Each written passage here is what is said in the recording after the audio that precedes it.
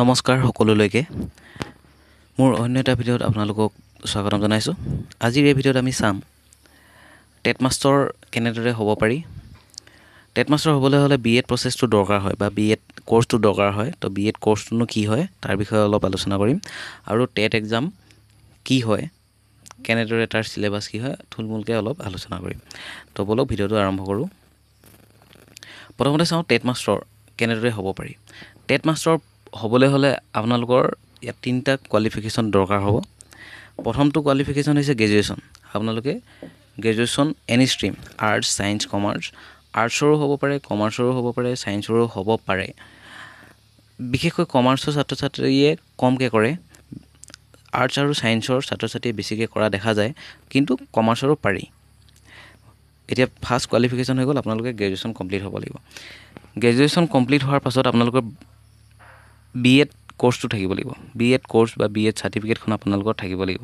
Graduation কৰাৰ পাছত দুবছৰীয়া কোৰ্চ বিএডটো, সেই দুবছৰীয়া বিএডৰ কোৰ্চটো আপোনালোকে কৰি সম্পূৰ্ণ হ'ব লাগিব আৰু চাৰ্টিফিকেটখন থাকিব লাগিব।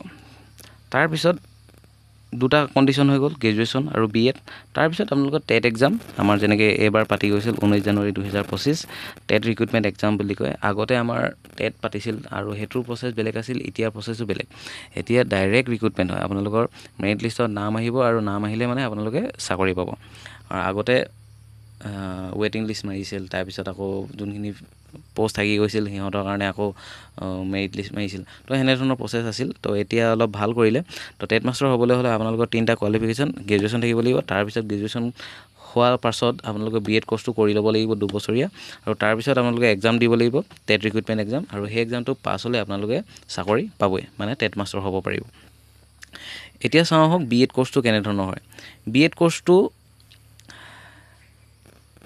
আপোনালোকে এডমিশ্যন পাবলৈ হ'লে প্ৰথমতে কমন এণ্ট্ৰেঞ্চ টেষ্ট, যোনটো CET বুলি কয়, ডিব্ৰুগড় ইউনিভাৰ্চিটিৰ আণ্ডাৰত এটা এক্সাম, এণ্ট্ৰেঞ্চ এক্সাম পতা হয়। আৰু তাৰ কাৰণে ফৰ্ম ফিল আপ কৰিব লাগিব। ফৰ্ম ফিল আপ কৰাৰ পাছত আপোনাৰ এক্সাম পাতিব, যোনটো আজি আছে। ধৰি লওক আজি 12 জুলাই 2025, আজিৰ ডেটটোতে CET এক্সামটো আছে। অলপ দেৰি পিছতে আমাৰ এক্সামটো হ'ব। তো এণ্ট্ৰেঞ্চ এক্সামটো হ'ব। এই এক্সামটোত আপোনালোকৰ 70 মাৰ্কছৰ হয়। 70 মাৰ্কছৰ ভিতৰত আপোনালোকে পাছ মাৰ্ক 24 বা পাছ মাৰ্ক 25 এনেধৰণৰ পাছ মাৰ্ক এটা থাকে। যদি আপোনালোকে পাছ হয়, তাৰপিছত আপোনালোকে আকৌ আপোনালোকৰ হায়াৰ ছেকেণ্ডেৰী, গ্ৰেজুৱেশ্যন আৰু মেট্ৰিকৰ 10%কৈ এড হ'ব। ধৰি লওক আপোনালোকে মেট্ৰিকত পাইছে 83, তেনেহ'লে 83%, তেনেহ'লে আপোনালোকৰ মাৰ্কছ আহিব, আপোনাৰ মাৰ্কছ আহিব 8.3। হায়াৰ ছেকেণ্ডেৰীত ধৰি লওক আপুনি 6.5 পাইছে, 65% পাইছে, আপোনালোকৰ পাৰ্চেণ্টেজ বা মাৰ্কছ আহিব কিমান 6.5। তাৰপিছত গ্ৰেজুৱেশ্যনত আপোনালোকৰ 83% আছিলে যেনিবা, তেনেহ'লে মাৰ্কছ পাব আপুনি 8.3, আৰু গোটেই তিনিটা প্লাছ কৰি কিমান হ'ব সেইটো এড হ'ব, CET মাৰ্কছৰ লগত এড হ'ব। তাৰপিছত যেতিয়া আপোনালোকৰ অভাৰঅল মাৰ্কছটো আহিব, আপোনালোকে যিকোনো এখন কলেজত, ধৰি লওক বিএড কলেজত, ডিব্ৰুগড় ইউনিভাৰ্চিটিৰ আণ্ডাৰতে কেইবাখনো বিএড কলেজ আছে, তো তাত আপোনালোকে ফৰ্ম ফিল আপ কৰিব লাগিব। ফৰ্ম ফিল আপ কৰাৰ লগে লগে আপোনালোকৰ নাম্বাৰ ৱাইজ আপোনালোকৰ মেৰিট বেচিছত আপোনালোকৰ এখন মেৰিট লিষ্ট মাৰিব। মাৰ্কছৰ ওপৰত ভিত্তি কৰি আপোনালোকৰ এটা লিষ্ট মাৰিব, আৰু সেই লিষ্টৰ মতে আপোনালোকে যদি নামটো আহিছে, ৱেইটিং লিষ্টত আছে বা মেৰিট লিষ্টত আছে, তেনেহ'লে যদি মেৰিট লিষ্টত আছে আপোনালোকৰ এডমিশ্যন হৈ যাব। যদি ৱেইটিং লিষ্টত থাকে আপোনালোকে তাত গৈ বা ৰখি থাকিব লাগিব। কেনেবাকৈ যদি ছিটবোৰ ভেকেণ্ট হৈ যায়, তেতিয়া আপোনালোকক ৱেইটিং লিষ্টৰ পৰা মাতিব। যদি মেৰিট লিষ্টত অহা নামসমূহ কেনেবাকৈ ভেকেণ্ট হৈ গ'ল, ছিটবোৰ ভেকেণ্ট হৈ গ'ল, তেনেহ'লে আপোনালোকে ৱেইটিং লিষ্টৰ পৰা এডমিশ্যন কৰিব পাৰিব।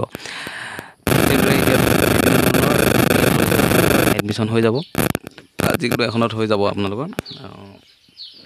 এতিয়া আমি চাম বিএড কলেজ ডিব্ৰুগড় ইউনিভাৰ্চিটিৰ আণ্ডাৰত ক'ত ক'ত আছে।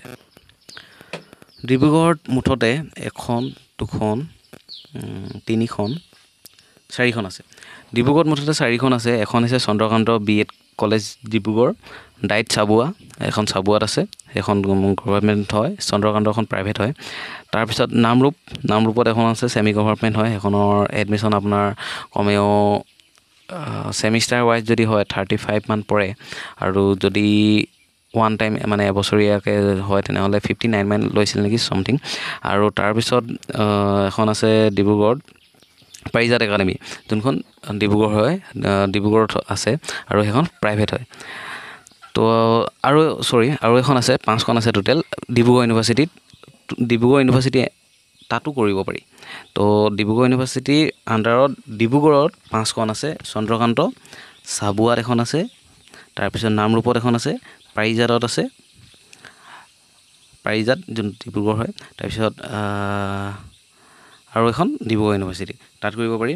তাৰ উপৰিও যোৰহাটত আছে, তিতাবৰত আছে, তিতাবৰ ডাইট বুলি এখন আছে, তাৰপিছত Kamala Bezbaruah memorial college of teacher education এখন যোৰহাট হয়, যোৰহাটত PGT কলেজ বুলি এখন আছে। তাৰপিছত গোলাঘাটত আছে, Golaghat government college of teacher education Golaghat হয়। তাৰপিছত বিহপুৰীয়া কলেজ লখিমপুৰত আছে, ঢকুৱাখানাত আছে college of teacher education Dhakuakhana, লখিমপুৰত আছে ডাইট লখিমপুৰ। তাৰপিছত লখিমপুৰত আন এখন আছে লখিমপুৰ PGT কলেজ বুলি, ধেমাজিত PGT কলেজ বুলি আছে, ধেমাজি PGT কলেজ। তাৰপিছত ডাইট ধেমাজি বুলি এখন আছে। তো এইকেইখন, আৰু ইয়াৰ উপৰিও আজিকালি নতুন 2-এখন খুলিছে যদিও প্ৰাইভেটকৈ খুলিছে, এইকেইখনে হয়। আৰু এই গোটেইকেইখন কলেজত যে মই এতিয়া দিলোঁ, এইকেইখনত আপোনালোকে গৈ ফৰ্ম ফিল আপ কৰিব লাগিব, মানে অফলাইন।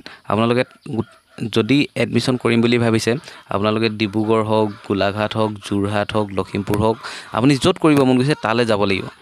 অনলি ডাইট ধেমাজি, তাত অনলাইন প্ৰচেছ হয়, অনলাইন আপুনি ফৰ্ম ফিল আপ কৰিব লাগে, CET কিমান পালে বা আপোনালোকে টোটেল স্ক'ৰ কিমান হয়, আপোনালোকে সেনেদৰে এপ্লাই কৰিব পাৰিব, অনলাইন কৰিব পাৰিব।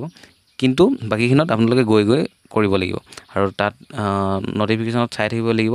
আৰু যেতিয়া আপোনালোকৰ লিষ্ট মাৰিব, লিষ্ট মৰাৰ পাছত আপোনালোকে তাত গৈ মেৰিট লিষ্ট চাব পাৰিব, আৰু গৈ কিনে তাত তেতিয়া এডমিশ্যন কৰিব পাৰিব।